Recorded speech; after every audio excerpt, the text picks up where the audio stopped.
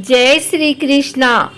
आज बुधवार के दिन आइए सुनते हैं बुद्धदेव की यह कहानी। बुद्धदेव बहुत ही सुंदर, आकर्षक और बुद्धिमान व्यक्तित्व के स्वामी हैं। इनको हरा रंग प्रिय है। सप्ताह के तीसरे वार यानी बुधवार पर इनका स्वामित्व है और पन्ना इनका प्रिय रत्न है और पीतल प्रिय धातु। ऐसी मान्यता है कि इनकी दिशा उत्तर है। शरद ऋतु इन्हीं प्रिय है और ये एक पृथ्वी तत्व गृह है। इसके साथ ही अश्लेषा, ज्येष्ठ और रेवती नक्षत्र पर इनका स्वामित्व माना गया है। लेखन व यात्राएं बुद्धदेव के अधीन है और साथ ही ये व्यापार व विश्लेषण क्षमता के स्वामी भी कहे गए हैं।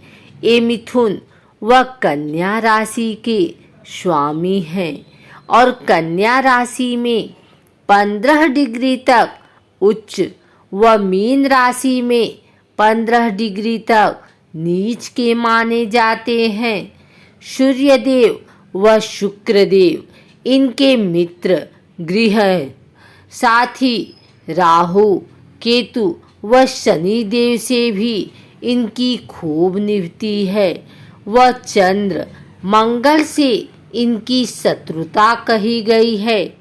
कुछ ज्योतिषविदों का मत है कि इनकी सूर्य, शुक्र, शनि व राहु केतु से मित्रता है, परंतु यदि क्रूर ग्रह कुंडली के मारक ग्रह हो तो ये उनके फलों में वृद्धि कारक हो जाते हैं।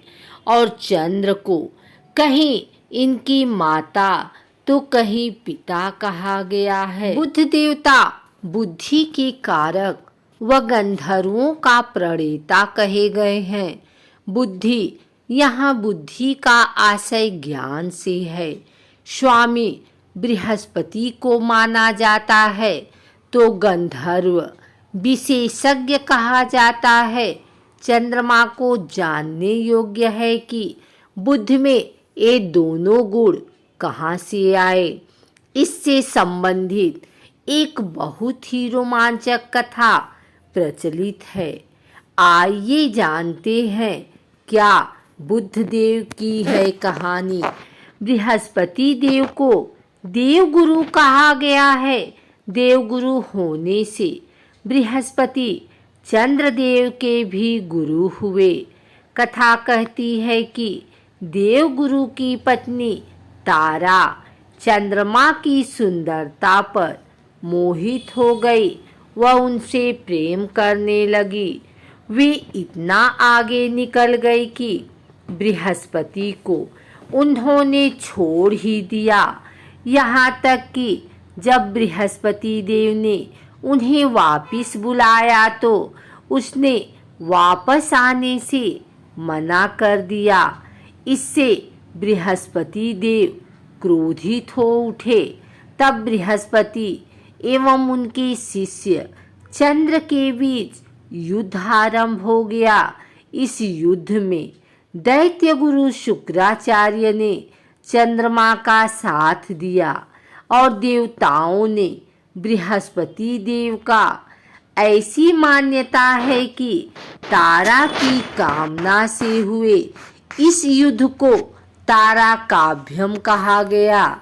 यह युद्ध इतना विशाल व भयंकर हुआ कि सृष्टिकर्ता ब्रह्मा भी चिंता में पड़ गए। उन्हें आभास हो गया कि इस प्रकार तो पूरी सृष्टि ही समाप्त हो जाएगी।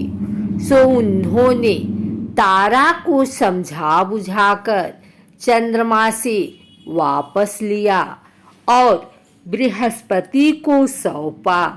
अब तारा ने एक बहुत ही सुंदर बालक को जन्म दिया। यह बालक इतना आकर्षक था कि चंद्र और बृहस्पति दोनों ही इसकी ओर मोहित हो गए और इसे अपना बताने लगे, परंतु तारा चुप ही रही।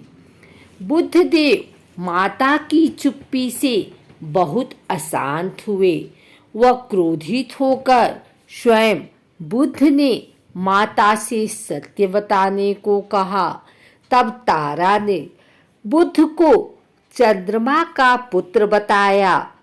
इस प्रकार चंद्रमा को बुद्ध के पिता और तारा को इनकी माता कहा गया, क्योंकि इनकी बुद्धि बड़ी गंभीर व तीक्ष्ण थी। इसलिए ब्रह्मा जी ने इनका नाम बुद्ध रखा।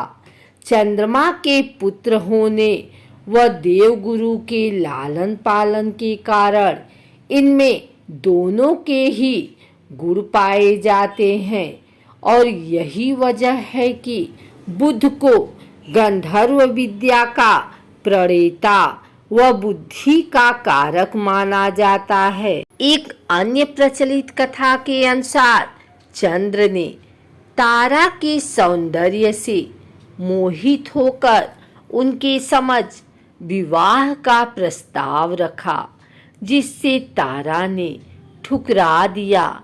इससे चंद्र के अहंकार को चोट पहुंची और क्रोधित होकर चंद्रमा ने बलपूर्वक उनका बलात्कार किया। इस बलात्कार से तारा गर्भवती हुई और उन्होंने बुद्ध को जन्म दिया। एक अन्य कथा के अनुसार गुरु की पत्नी तारा पर मोहित होकर चंद्रमा ने उनका अपहरण किया।